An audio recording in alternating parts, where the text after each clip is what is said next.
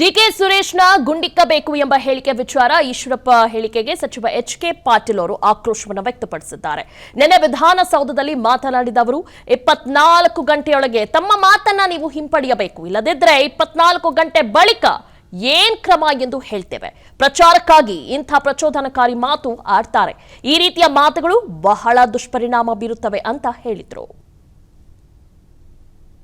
ಈ ಪ್ರಚೋದನಕಾರಿ ಮಾತುಗಳು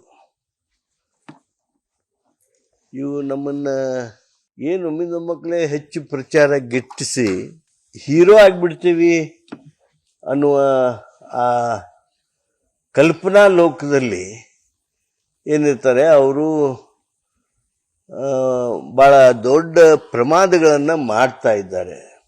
ರಾಜಕಾರಣದಲ್ಲಿ 40-50 ವರ್ಷ ಇರುವಂಥವರು ಈ ರೀತಿಯ ಮಾತುಗಳು ಭಾಳ ದುಷ್ಪರಿಣಾಮವನ್ನು ಬೀರ್ತಾವೆ.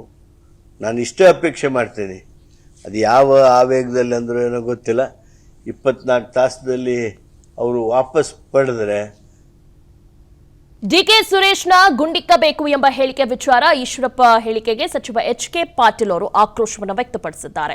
ನಿನ್ನೆ ವಿಧಾನಸೌಧದಲ್ಲಿ ಮಾತನಾಡಿದ ಅವರು 24 ಗಂಟೆಯೊಳಗೆ ತಮ್ಮ ಮಾತನ್ನ ನೀವು ಹಿಂಪಡೆಯಬೇಕು, ಇಲ್ಲದಿದ್ದರೆ 24 ಗಂಟೆ ಬಳಿಕ ಏನ್ ಕ್ರಮ ಎಂದು ಹೇಳ್ತೇವೆ. ಪ್ರಚಾರಕ್ಕಾಗಿ ಇಂಥ ಪ್ರಚೋದನಕಾರಿ ಮಾತು ಆಡ್ತಾರೆ. ಈ ರೀತಿಯ ಮಾತುಗಳು ಬಹಳ ದುಷ್ಪರಿಣಾಮ ಬೀರುತ್ತವೆ ಅಂತ ಹೇಳಿದ್ರು. ಈ ಪ್ರಚೋದನಕಾರಿ ಮಾತುಗಳು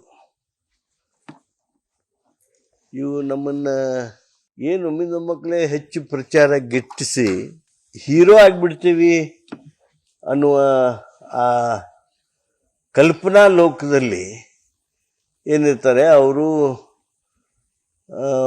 ಭಾಳ ದೊಡ್ಡ ಪ್ರಮಾದಗಳನ್ನು ಮಾಡ್ತಾ ಇದ್ದಾರೆ.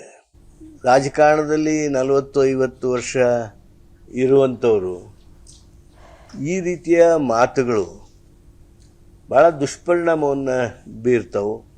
ನಾನು ಇಷ್ಟೇ ಅಪೇಕ್ಷೆ ಮಾಡ್ತೀನಿ, ಅದು ಯಾವ ಆವೇಗದಲ್ಲಿ ಅಂದರೂ ಏನೋ ಗೊತ್ತಿಲ್ಲ, 24 ತಾಸದಲ್ಲಿ ಅವರು ವಾಪಸ್ ಪಡೆದರೆ. ಅನುಕ್ಷಣದ ಸುದ್ದಿಗಳಿಗಾಗಿ ವಿಸ್ತಾರ ನ್ಯೂಸ್ ಯೂಟ್ಯೂಬ್ ಚಾನೆಲ್ ಸಬ್ಸ್ಕ್ರೈಬ್ ಮಾಡಿ. ಹೊಸ ಸುದ್ದಿಗಳ ನೋಟಿಫಿಕೇಶನ್ಗಾಗಿ ಬೆಲ್ ಐಕಾನ್ ಕ್ಲಿಕ್ ಮಾಡಿ. ಲೇಟೆಸ್ಟ್ ಅಪ್ಡೇಟ್ಸ್ಗಾಗಿ www.vistaranews.com ವೆಬ್ಸೈಟ್ಗೆ ವಿಸಿಟ್ ಮಾಡಿ. ಅಂಗೈಯಲ್ಲೇ ಜಗತ್ತಿನ ಸುದ್ದಿ ತಿಳಿಯಲು ವಿಸ್ತಾರ ನ್ಯೂಸ್ ಕನ್ನಡ ಆಪ್ ಡೌನ್ಲೋಡ್ ಮಾಡಿ.